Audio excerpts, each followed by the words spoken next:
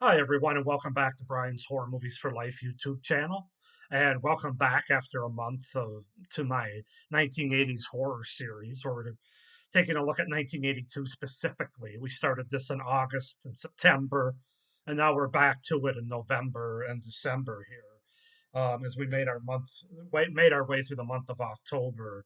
Um, so, with that being said, the movie I decided to open up the second half of 1982 with for my reviews is a slasher movie that actually, in a lot of places, you'll see that it's a 1981 slasher movie. But for the purposes of this channel, I'm going to go with 1982. And that slasher movie is Madman, which I have here on the Vinegar Syndrome Blu-ray and DVD combo pack here. Um, yeah. So yeah, first time watching Madman. I've heard some things about it. Some people really praise it. Other people say it's not as good as all that. So what did I think of it? Well, let's go ahead and get into it as normal, starting with the setup, the premise, and the idea of this movie. So, Madman is a 1981 American slasher film written and directed by Joe G- uh, Giannone, and starring Galen Ross and Paul Ehlers.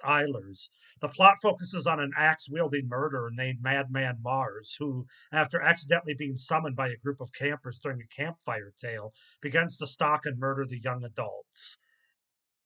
So, near the end of camping season, a group of senior counselors and campers, including TP, yes, toilet paper, TP, Betsy, Ellie, Dave, Stacy, Bill, Richie, and the middle aged head counselor Max, are gathered around a campfire. Max tells them the legend of Madman Mars, who murdered his wife and children with an axe in a nearby abandoned house. He was lynched and scarred by angry villagers, but somehow escaped from the noose into the woods. When Max warns the campers that saying his name aloud will summon him, Richie mockingly shouts his name aloud and throws a rock through the window of Mars's old home. To Max's annoyance, after finishing the story, the counselors and campers all return to their campsite except for Richie, who spots a figure in the trees and stays behind to follow him.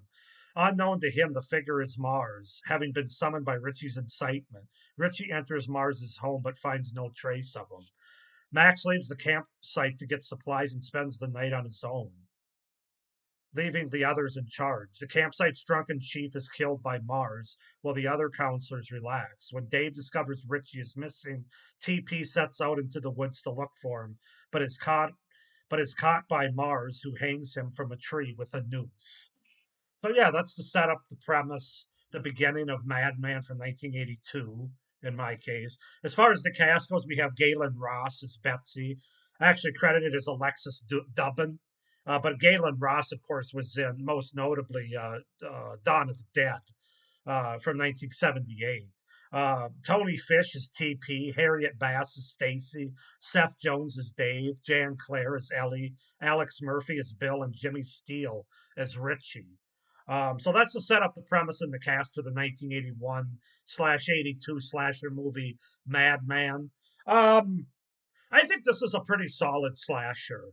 Um, it's not, I wouldn't say that it's one of the best of the 80s. Um, but I think it's a good, solid camp slasher. So let's just go ahead and get into what I liked about Madman. And I really like the camp setting. I'm a big fan of camp settings especially when it comes to slashers, the outdoors, um, just the rustling of leaves and the just that whole camp setting with the different cabins and everything and all the everything that can come from that from a slasher movie. I especially like this one though because the whole movie takes place at night. Like in Friday the 13th, The Burning, even Sleepaway Camp, other camp slashers. It goes from night to day. So you got a lot of daytime kind of stuff too. I kind of like the fact that this movie all takes place the same night in the dark at night. That definitely created some pretty good atmosphere for me for this slasher movie. I really like the first act of the movie. To me, that's the strongest part. The way this movie opens, where the counselors and the campers are sitting around a campfire, um, telling stories. One of them is sung. And then they get into the backstory of Madman Mars, uh, who I believe um, Max tells that story. Um, which gives us the not only gives us the backstory of the killer in the movie, but we also see it as he's saying that, which I thought that was effective, seeing it play out as as he was telling it, as opposed to just saying the words around the campfire and focusing on him. I thought overall it was an effective setup for a slasher movie. I think they did a really good job of effectively setting this movie up, the slasher elements, by telling the backstory in an effective way. At night around the campfire, there's just something about that that really makes it effective overall. So I really like that. I really like the way the movie started. I would say the kills are pretty solid. There's about 5 to 7 kills in the movie. I think at least 4 or 5 of them are fairly bloody and gory. Um, so yeah, I would say the kills I would give a thumbs up to in this movie. The killer himself of Madman Mars was interesting, and kind of creepy looking with the long gray hair. Fortunately, they don't show too much of him like close up because the effects in 1980, 81 weren't obviously they're not CGI or anything, and this movie had a budget. It was an early 80s slasher, so it's not like they had an unlimited funds of resources or money. So, um, like they showed his feet a couple times when he's walking. You can tell they were like rubber slipper feet, basically. So I mean, again, that's just par for the course with low budget slashers. A lot of people actually like that kind of thing as part of a low budget slasher. I'm just pointing it out. Um, but overall, I thought the look was good of Madman Mars the Killer. I thought the setup and the backstory for him was good. And they did a good job of not showing too much of the low budget effects or makeup with Madman Mars. So yeah, I think those are kind of my pros for the movie. I think there's a lot of effective setup and look here and kills. As far as cons go, I will say the movie as it goes on, it kind of goes down a little bit. The ending of the movie was kind of a letdown. I wanted a bit more, but instead it just kind of ends abruptly with I don't know what you call it. It's kind of like this fade out shot with the voiceover and some flashback scenes and then the ending credits. And I don't know, it just didn't quite leave me in a place that I wanted it to. So I was kind of disappointed in the ending. The characters really don't have much going on in terms of personality. But again, early 80s slasher movies, which ones do really? Um, there was some weird musical choices and songs during the movie. Namely, the one that stands out is when Galen Ross's character of Betsy and her boyfriend Tony Fish of TP are getting undressed and going into a hot tub, and they're kind of circling each other in the hot tub. I don't know exactly what was going on. There's some kind of weird love scene or something, but there's a song that's playing in the background. It's very cheesy, very campy, but I'm sure a lot of people like that. I mean, that's what you look for in an 80s slasher movies, that camp and that cheese.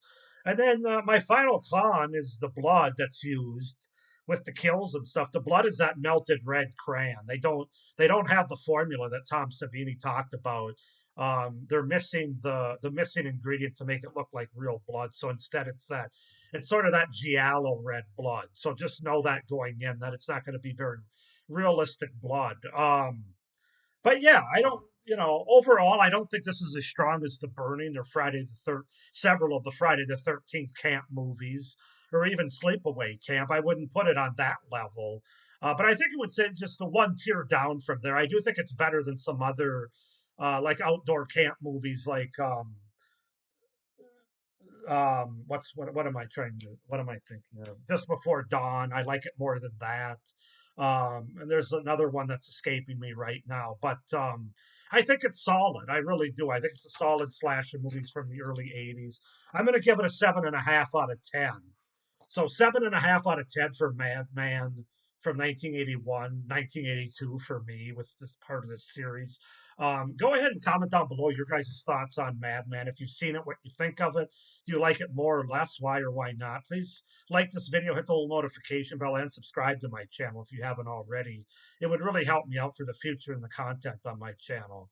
But with that being said, as I said, we're up and running again, starting here in November with getting the rest of my 1982 horror movies that I'm going to review here. We got almost 2 months worth. I think we'll go right before Christmas. I got it scheduled out. Like our last review will be around December 22nd or 23rd or something, and then I'll give you my top 15 horror movies of 1982, of course, after Christmas, but before New Year's is the way it's kind of looking right now. But with that being said, a lot more movies to review. Thank you for watching.